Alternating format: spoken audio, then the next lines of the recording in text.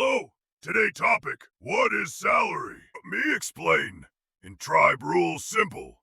You carry big stones all day for chief. At night, chief give you bones. That called salary. Salary like trade. You give muscle power, chief give bones. Then you use bones to get meat. Fur, maybe new club. But trick here, you think, me carry 10 stones, me get 10 bones.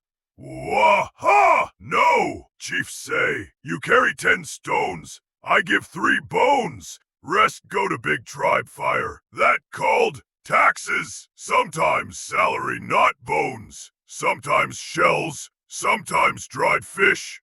But always same, your work turn into thing you can trade. Remember, salary not gift. Salary is rope to keep you in tribe, so you not run to other tribe where 10 stones give more bones. Subscribe, so tribe grow big and fire burn bright.